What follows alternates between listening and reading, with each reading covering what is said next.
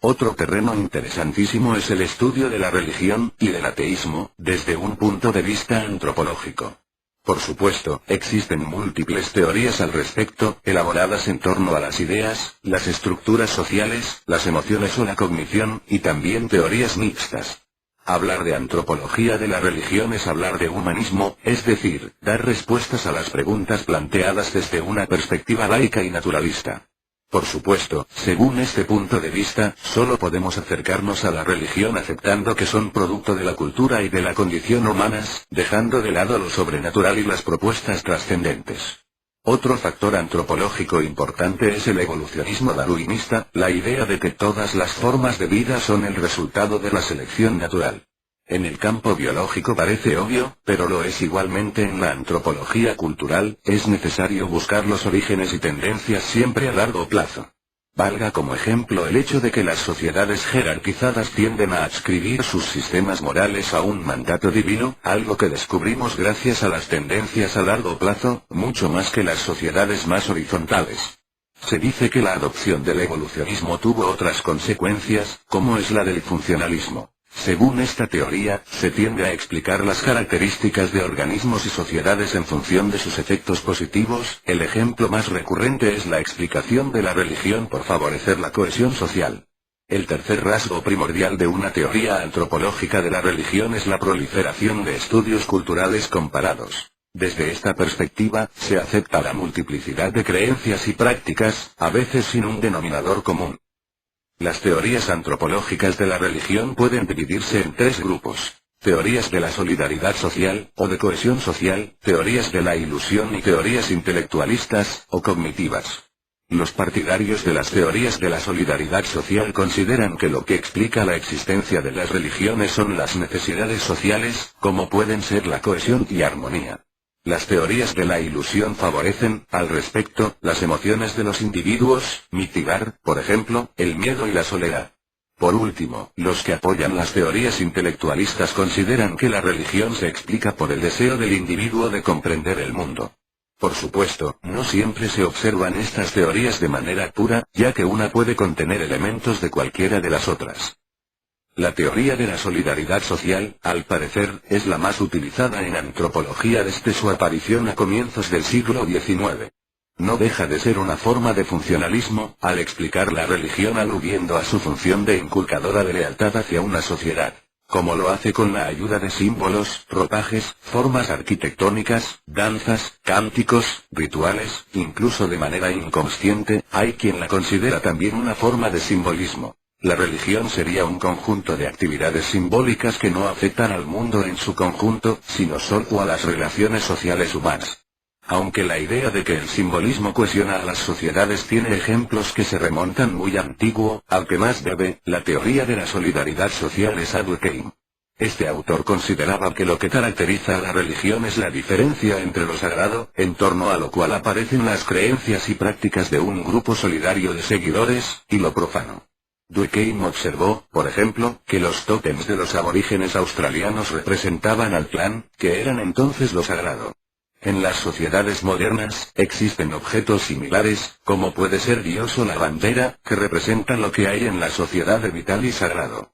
La teoría de la solidaridad social tiene varios puntos fuertes, entre los cuales se encuentra a priori la cohesión social y el sentimiento de solidaridad entre los miembros de un mismo grupo religioso. No obstante, han proliferado las críticas a esta teoría. Existen culturas donde no se produce esa diferenciación entre lo sagrado y lo profano. No es fácil demostrar de verdad que los vínculos de solidaridad son sólidos y existen ejemplos históricos de todo lo contrario. La religión ha desunido, más que cohesionado. También surgen preguntas que van más allá de lo meramente funcional, el por qué una sociedad genera ciertos rasgos característicos y no otros, y la respuesta difícilmente puede ser el azar, como en la evolución biológica. El funcionalismo puede ser una teoría engañosa, un deseo de buscar un diseño y un propósito al mundo, algo que no deja de ser una visión religiosa. Las objeciones a estas teorías parecen importantes. El segundo tipo de teorías se pueden agrupar con el nombre de teorías de la ilusión religiosa.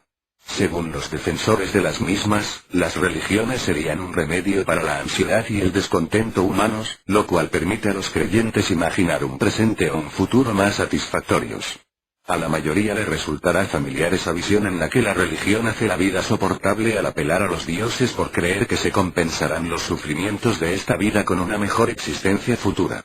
De nuevo damos con unas teorías que se remontan en el tiempo: Eurípides, Spinoza, Feuerbach, Marx. En el siglo XX, se menciona a los antropólogos Malinowski y Kluckhohn como defensores de la relación entre la religión y la ansiedad. El más notable defensor, en cualquier caso, es casi con seguridad Freud. Este hombre consideraba que las religiones son falsas ilusiones aparecidas por la necesidad humana de hacer tolerable su indefensión, ilusiones con las que se esperan cubrir los deseos más primigenios, fuertes y urgentes de la humanidad. Sin embargo, la crítica a la teoría de la proyección estriba en tener que asumir dos tipos de percepciones: la proyección subjetiva y falaz, y la percepción no proyectiva, objetiva y exacta. Parece que los hechos demuestran que no hay un punto de vista imparcial, toda percepción refleja los intereses del que percibe. Por otra parte, hay religiones que no encajan bien en estas teorías de la ilusión, ya que a veces las deidades son crueles, iracundas o terroríficas, lo cual no ilusiona a nadie, o hablan de una vida después de la muerte poco grata amenazando más que prometiendo. Podemos dar la vuelta a la premisa de estas teorías de la ilusión, y decir que hay religiones que crean miedos y ansiedades, que no existirían de otro modo. Incluso, aunque se acepte que la religión otorgue más consuelo que aflicción, habría que explicar qué la hace creíble. Simplemente, pensar que creemos lo que nos reconforta parece una solución muy simplista y, numerosas veces, nada veraz. El tercer grupo de teorías es el de las intelectualistas, también llamadas cognitivas, y a veces se denominan neo-taylorianas. Como he mencionado anteriormente, se explica la religión como un intento de comprender el mundo para actuar en consecuencia. Desde este punto de vista, Taylor formuló en 1871 una de las primeras teorías antropológicas de la religión. Este autor era un humanista clásico, evolucionista y defensor de los estudios comparados, y entendía que la religión suponía un intento universal de resolver ciertos rompecabezas que afectaban a las experiencias humanas. Autores como Spinoza y Hume ya consideraron que la religión, a nivel popular al menos, consistía en atribuir al mundo no humano las características humanas para poder interpretar aquello de nuestro entorno que nos resultaba inescrutable. Taylor aportaría la importancia de la evolución cultural, la cual unida a unos amplios estudios comparados fortalecía la teoría naturalista, que considera la religión un producto más de la actividad mental. Gracias a sus estudios comparados, llegó a la conclusión de que las diferencias culturales, entre las que se incluye a la religión, no eran cuestión de genética, sino de la sociabilidad. Existía una uniformidad psíquica compuesta de procesos mentales, que es compartida por el conjunto de la humanidad.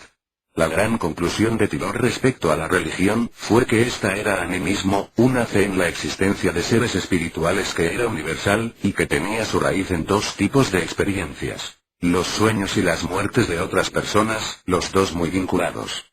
Como es obvio, las críticas a Taylor no se hicieron esperar, por falta de pruebas y de solidez, y hoy parece que han perdido predicamento.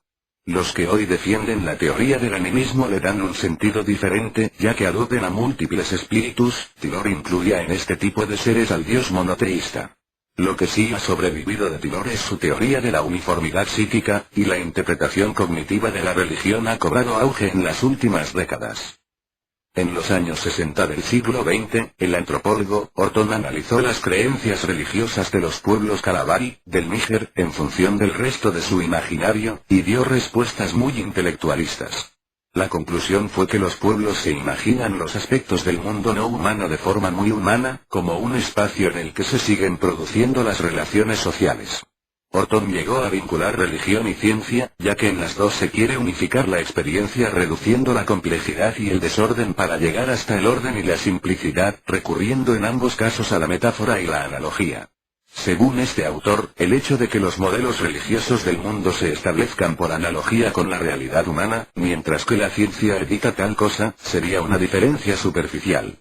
La psicología cognitiva actual ha ampliado el trabajo de Orton al señalar que conviene analizar muchos procesos inconscientes no racionales y al demostrar que la tendencia a configurar las religiones en base a nuestras sociedades es algo sólido y con profundas raíces. Otro autor, Clifford Geertz, define a la religión atendiendo a la función que cumple, como es motivar a sus fieles ofreciéndoles un mundo ordenado y dotado de sentido, dando cohesión a la sociedad en torno a ciertos símbolos cuyo significado se comparte. Sin embargo, esta visión tiene también puntos flacos, hay que preguntarse siempre qué o quiénes están detrás de ese orden general tan atractivo. Geertz acepta la variabilidad y arbitrariedad de la concreción de ese orden, pero desconocemos cómo funciona ni por qué nos dota del sentido que necesitamos.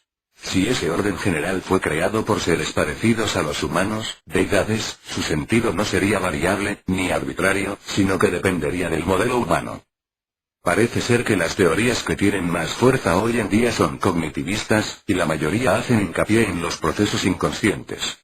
Los autores suelen estar de acuerdo con Tylor y Orton, en que lo que denominamos religión incluye pactos con seres parecidos a los humanos que no son seres humanos. Existen dos ramas dentro de los defensores de estas teorías. Los defensores de la primera de ellas consideran que las ideas religiosas surgen con regularidad e inevitablemente porque su origen es intuitivo. Los defensores de la segunda teoría, llamada epidemiología cultural, parten de que la cultura se contagia como si fuera una enfermedad, las ideas religiosas surgen de forma esporádica y azarosa, y se extienden al no ser fáciles de olvidar y transmitirse fácilmente. La teoría epidemiológica parece casar difícilmente con la evolución darwinista, ya que ésta considera que la percepción y la cognición van perfeccionándose, mientras que aquella defiende que la mente humana evoluciona proporcionando información paradójica y falsa. Uno de los autores cognitivistas modernos, Guthrie, se decanta por la corriente que considera que el pensamiento y la acción religiosa son intuitivos. El animismo y el antropomorfismo, que constituirían el núcleo del pensamiento y la acción religiosos, no serían algo único desde este punto de vista, sino tan solo los subproductos de nuestro animismo y antropomorfismo general. No existiría una línea definida que separe a las religiones del resto de las formas de pensamiento y acción. Las religiones vendrían a ser una familia de efectos secundarios generados por nuestras tendencias perceptivas y cognitivas, y por nuestra dependencia mutua para la adquisición de orden y sentido.